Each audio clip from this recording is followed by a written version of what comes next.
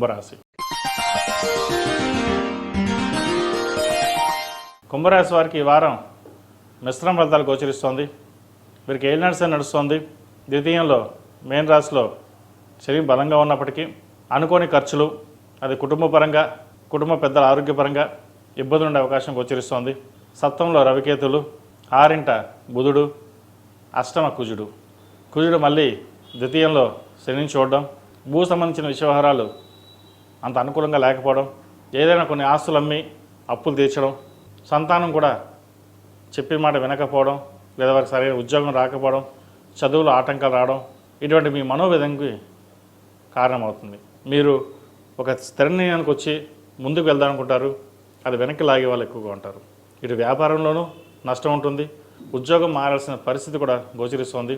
మీరు చేయని తప్పుకు నిందపడవలసి రావడం, లేదా అకారణంగా మీకు మీరుగానే రిజైన్ చేయడం అనేది జరుగుతుంది. అవసరమైతే తప్ప ఉన్న ఉద్యోగంలో మారకపోవడం అనేది చెప్పదగినది. రిజిగ్నేషన్ చేసడం 2 నిమిషాలు, కానీ రావడం చాలా కష్టం. ప్రస్తుత పరిస్థితుల్లో ఉద్యోగరీత్యా కాన్సన్ట్రేషన్ చేయడం అనేది చెప్పదగినది. భార్యాభర్తల మధ్య విభేదాలు లేకుండా చూసుకోవాలి. సప్తమంలో కేతు, రవికేతువులు, అష్టమ కుజుడు. వివాహ సంబంధించిన విషయవహారాలు ఆలస్యం అవడం, ఒక సంబంధం చేతి దాకా వచ్చి చేజారిపోతుంది. తృతీయ దశమాధిపతి కుజుడు అష్టమంలో ఉన్నారు. ఇంకా ఏముంది, సంబంధం వచ్చేసింది, చక్కగా ఉంది, ఇంకా ముందుకు వెళ్ళిపోవచ్చు అనే తరుణంలో సంబంధం చేజారిపోతుంది. అయితే ఏం జరిగినా మన మంచికి అనుకోండి.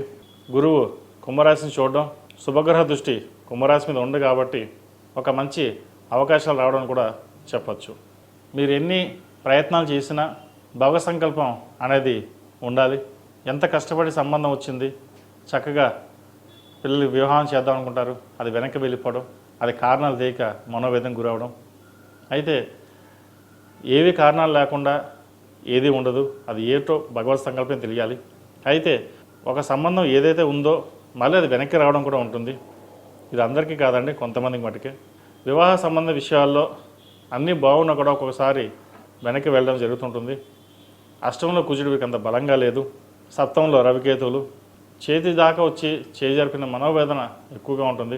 దేనికి భయపడకుండా, బాధపడకుండా ముందుకు సాగండి. ఉద్యోగ ప్రయత్నాలు ప్రారంభించండి, ఉద్యోగం లభిస్తుంది.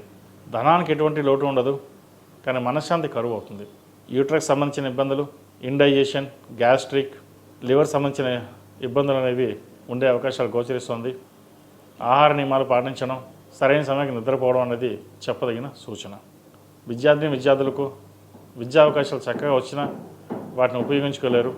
ప్రేమ వివాహాలకి దూరంగా ఉండడం, ఇంట్లో వాళ్ళు చెప్పిన సంబంధం కావచ్చు, లేదా విద్యకు సంబంధించిన విషయ వ్యవహారాలు ఇంట్లో వాళ్ళు చెప్పిన సలహాలు సూచనలు పాటించడం ఎంతగానో చెప్పదగినది. సొంత నిర్ణయాలు పనికిరావు, అన్నీ మనకే తెలుసు, ఒకరు చెప్పాల్సిన పని లేదు అనే ధోరణి కాకుండా నలుగురితో పాటు మనం ఉండాలి. రేపొద్దున మన భవిష్యత్ కార్యాచరణ కోసం మన నలుగురితో ఉంటే బాగుంటుంది, ఒంటరితనంగా ఉండడం కూడా రేపొద్దున మనకి ఇబ్బందికరంగా ఉంటుందనే భావన ఏర్పడుతుంది. వాటి విషయం దూరంగా ఉండండి. ఫార్మా రంగంలో ఉన్న వారికి, సినీ కళారంగంలో ఉన్న వారికి, మీడియా రంగంలో ఉన్న వారికి కాలం అనుకూలంగా ఉంది. పేరు ప్రఖ్యాతలు లభిస్తాయి.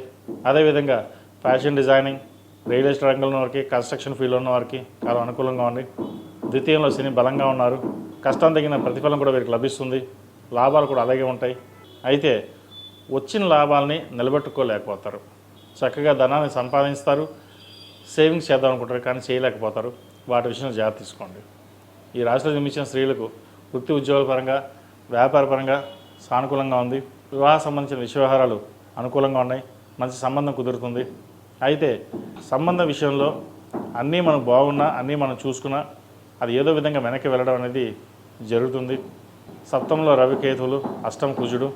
అయితే పంచంలో గురువు వీరికి బలంగా ఉన్నారు.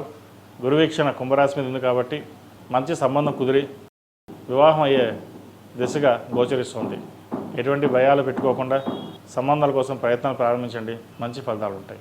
ఈ రాశిలో మించిన వారికి కలిసి వచ్చే సంఖ్య 2, కలిసి వచ్చే రంగు నావీ బ్లూ. ఏదైనా పని మీద బయటకు వెళ్ళినప్పుడు శనివారం కానీ సోమవారం కానీ వెళ్ళండి, మంచి ఫలితాలు ఉంటాయి. అదేవిధంగా ఈ రాశి వారు ప్రతిరోజు ప్రతినిత్యం ఓం నమః శివాయతో దీపారాధన చేయడం, శనీశ్వరుడికి తైలాభిషేకం చేయడం, అదేవిధంగా వెంకటేశ్వర స్వామి వారి కళ్యాణం చేయించడం చెప్పదగిన సూచన. ముఖ్యంగా వివాహం కానీ వాళ్ళు ప్రతి ఒక్కరూ శ్రీశైలంలో శివపార్వతుల కళ్యాణం, తిరుపతిలో వెంకటేశ్వర కళ్యాణం చేయించడం చెప్పదగినది. ఏమైనా సంబంధాలు ఉంటే వెనక్కి వెళ్ళడం ఇటువంటి లేకుండా మంచి సంబంధం కుదురుతుంది. తదుపరి